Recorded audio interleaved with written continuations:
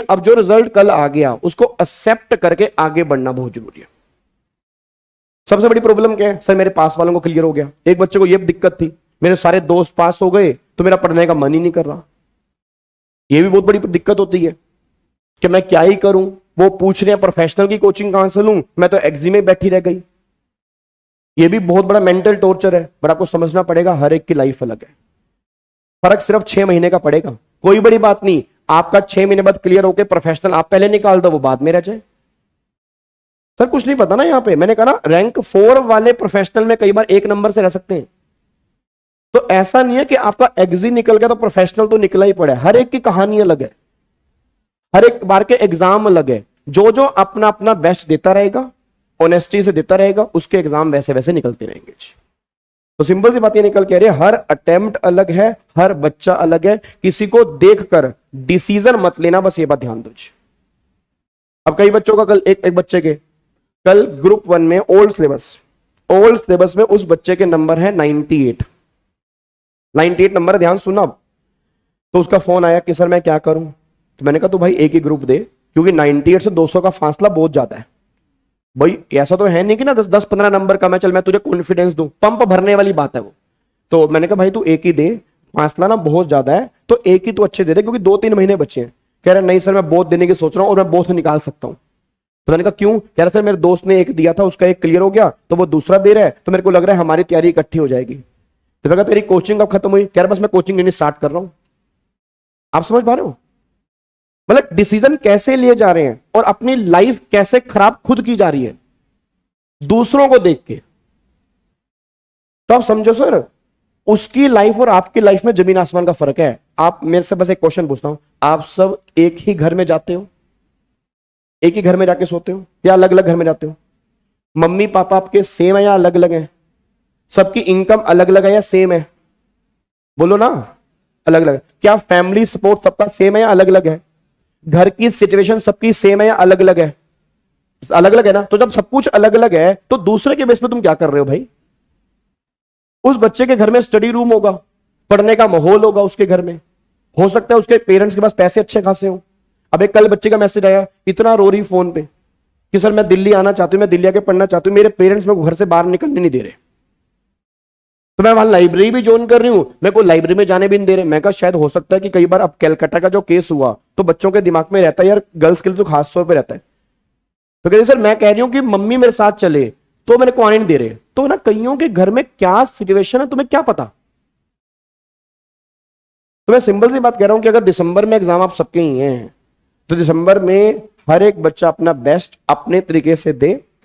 कि दूसरे वाला क्या कर रहा है उसको तुम छोड़ दो, ठीक है। हर एक के फैमिली सिचुएशन अलग है, और मैं इतना बता सकता हूं रिजल्ट अभी भी अच्छा ही आएगा, अगला भी 25-30% आना है। और तुम्हें यह तो समझ में आ गया होगा कि तुम बैठे तो सही जगह पे हो, टैक्स में, ठीक है जी। मैं अपनी पढ़ाई नहीं कर रहा, बट मैं ये कह रहा हूं कि कई बार ना देखो होता क्या है, मैंने कहा मार्केट है, सोशल मीडिया है। तो अब कल क्या मैं एक्चुअल मेरा आदत नहीं है, बट इतने फेक रिजल्ट डल रहे मैं तुम्हें बता नहीं सकता, इतने फेक रिजल्ट डल रहे हैं। ओल्ड सिलेबस का रोल नंबर है, ओल्ड सिलेबस का CAFM में 71 नंबर। अरुण सर कह रहे पढ़ाना छोड़ दूंगा अगर इस बच्चे के 71 नंबर हुए, कह रहे आज ही पढ़ाना छोड़ दूंगा। ओल्ड का रोल नंबर है, ऊपर CA नीचे CFM 71 नंबर। अब देखो क्या चल रहा है मार्केट में, क्योंकि बच्चों को क्या पता लग रहा है, बच्चा देखो CFM 71 नंबर, टीचर बहुत बढ़िया होगा, और रोल नंबर ओल्ड का, क्योंकि न्यू की सीरीज ही अलग है। न्यू की सीरीज स्टार्ट हो रही है 7 से, ओल्ड की सीरीज 5 से है। सीरीज 5 वाली 71 नंबर CFM। किसी भी ग्रुप में किसी का रैंक आया उठा के चिपका दिया। अब रैंक होल्डर भी क्या ही कहेगा, उसको तो पब्लिसिटी मिल रही है। कल एक ऑल ओवर इंडिया रैंक 9 आया, तो GD सर से ESD ली उसने, तो GD सर से उसने बोला रैंक तू तो सब जगह छप रहा है, कह रहा था खुश होने दो सबको, मेरा क्या ही जा रहा है। आप समझ पा रहे हो? तो अब सबने रैंक सबने चिपका दिया। अब सबको बच्चे हैं ना यार, अब तुम तो क्या देखोगे, तुम तो यूट्यूब देखोगे, भाई क्या ही रैंक है यार इस इंस्टीट्यूट के, इतनी बड़ी शीट क्रिएट कर डाली। बट रियलिटी किसको पता। मैंने कहा ना पॉलिटिक्स हर जगह घुस चुकी है, और मुझे चीजें कई बार खाती हैं, बट क्या करें, दिखावे का जमाना है, हम भी फंसे पड़े हैं। नहीं तो मेरे को तो बड़ी गंदी चीज लगती है, शो ऑफ का जमाना, क्या ही करेगा कोई। जिनके ओरिजिनल हैं तो दूसरों को देख के उनके भी फेक लगने लग गए। अब आप समझ पा रहे हो? अब अगर मान लो मेरे से कोई बच्चा पढ़ा है, मैंने लगा दी, उन फेक के चक्कर में जिनके ओरिजिनल है उसके भी फेक लग रहे हैं। उस पर भी डाउट हो रहा है कि भाई तेरा है या नहीं है, भाई तूने तो फेक नहीं लगा रखा। कल जीडी सर के नीचे एक बच्चे ने कमेंट कर दिया आपका ऑल ओवर इंडिया रैंक 9 है या नहीं है। जीडी सर को बुला के उसका इंटरव्यू लेना पड़ गया कि भाई तू वहां पहले। तो ये सबसे बड़ी प्रॉब्लम है सोशल मीडिया की, ये सबसे बड़ी प्रॉब्लम है। तभी मैं कह रहा हूं जितना बच के रहोगे, जितना अपने ऊपर फोकस करोगे, उतना तो बच जाओगे।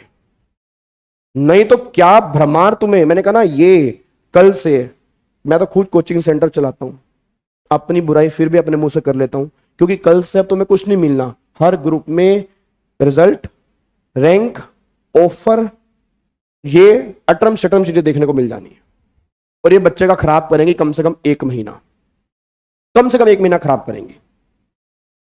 क्योंकि मार्केटिंग तो सर हमारी होनी है ना यार, पैसा तो हमने कमाना है, आपका उसमें क्या मिल जाएगा। तो मेन ये है कि बस जहां आपको ट्रस्ट आ रहा है कि नहीं भैया मेरा ट्रस्ट बैठ गया, बस आंखें बंद करके अगले 3 महीने उस पर लगा दो बस।